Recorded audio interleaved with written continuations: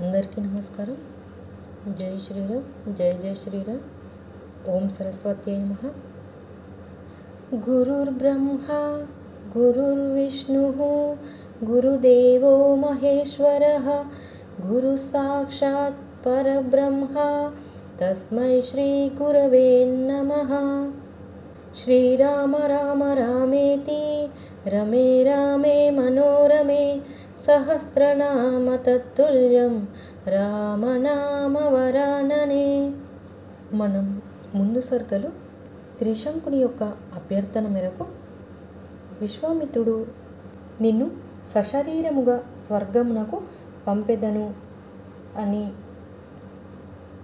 త్రిశంకునికి మాట ఇచ్చుట, ఆ విన్నపంను నెరవేర్చుటకై మునులందరినీ ఆహ్వానించుట కొరకు శిష్యులను పంపడం, వశిష్ఠుని సుతులు మహోదయుడు వీరు తిరస్కరించడం జరుగుతుంది.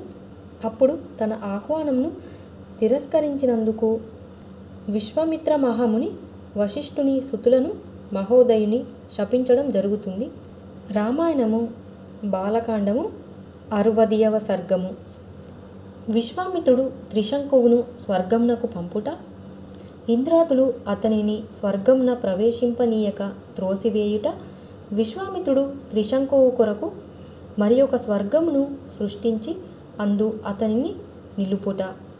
తేజస్వియగు విశ్వామిత్రుడు వశిష్ఠ పుత్రులను మహోదయుని తన తపోబలముచే దెబ్బతీసిన పిమ్మట ఋషులందరూ వినుచుండగా ఇట్లు నుడివెను.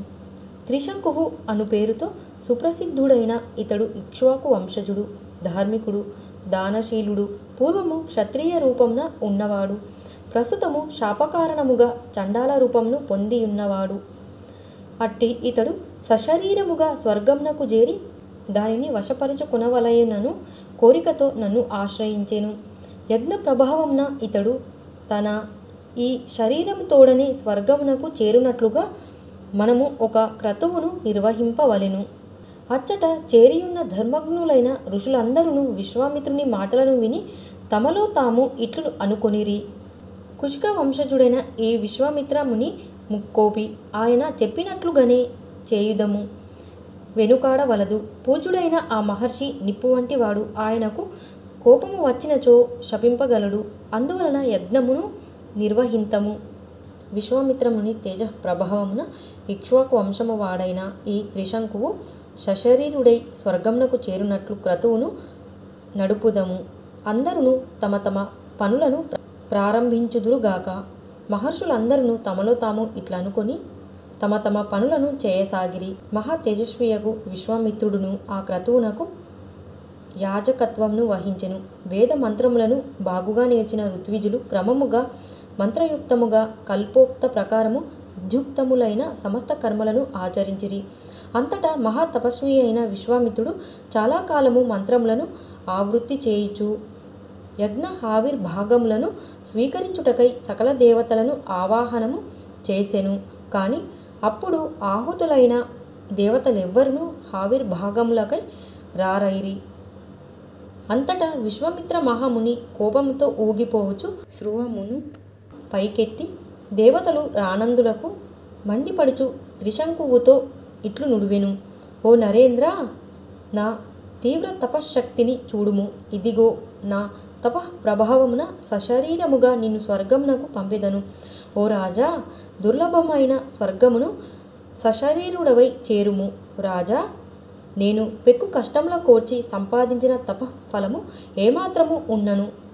తత్ప్రభావమున నీవు సశరీరముగా స్వర్గమును పొందగలవు. ఓ రామ, ఆ మహర్షి అట్లు పలికిన వెంటనే త్రిశంకు ప్రభువు అక్కడి మునులందరూ చూచుచుండగా స్వర్గమునకు వెళ్ళెను.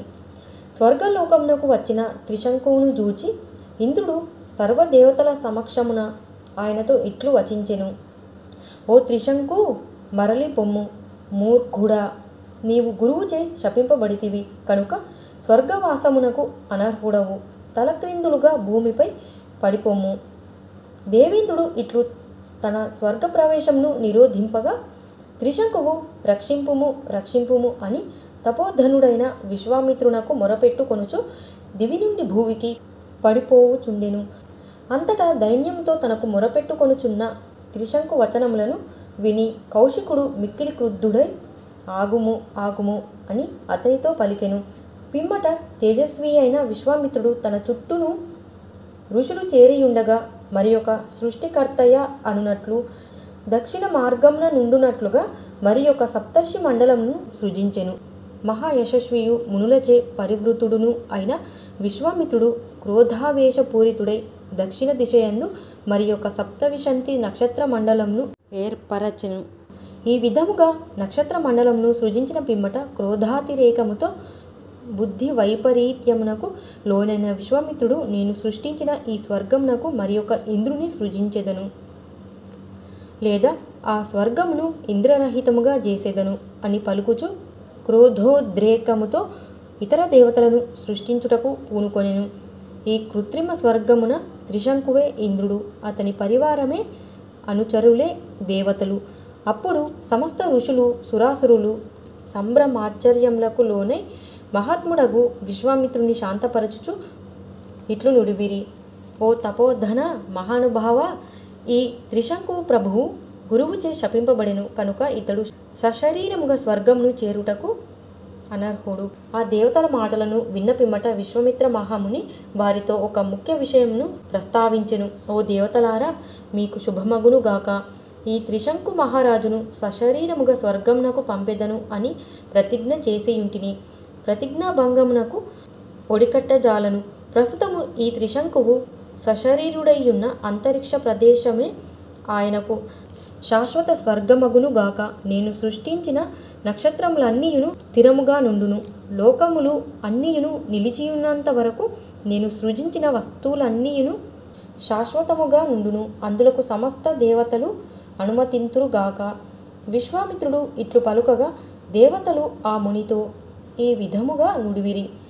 ఓ మునివరా, అట్లే కానిండు, నీకు శుభమగునుగాక. మీరు సృష్టించిన ఈ నక్షత్రములన్నీయును ఆకాశమున జ్యోతిష్ చక్రమునకు వెలుపల అంతటను ఉండునుగాక.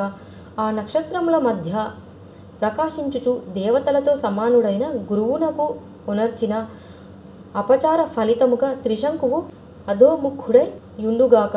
నక్షత్రములు ధ్రువుని అనుసరించున్నట్లుగా మీచే సృజింపబడిన ఈ నక్షత్రములు స్వర్గమును పొంది కృతార్థుడై ఖ్యాతి వహించిన ఈ నరేంద్రుని అనుసరించును. పిమ్మట సమస్త దేవతలను అచటనున్న ఋషులను మహాత్ముడైన విశ్వామిత్రుని ప్రస్తుతించిరి. అంతటా ఆ తేజస్వి మంచిది సరే అని దేవతలతో నుడివెను. ఓ రామ, విశ్వామిత్రుని యాజమాన్యమున యజ్ఞము పరిసమాప్తమయ్యెను. అనంతరము మహాత్ములైన దేవతలను తపోధనులైన మునులను తమ తమ స్థానములకు బయలుదేరిరి. వాల్మీకి మహర్షి విరచితమై ఆదికావ్యమైన శ్రీమద్ రామాయణం నందలి బాలకాండమునందు 60వ సర్గము సమాప్తము. ధన్యవాదాలు.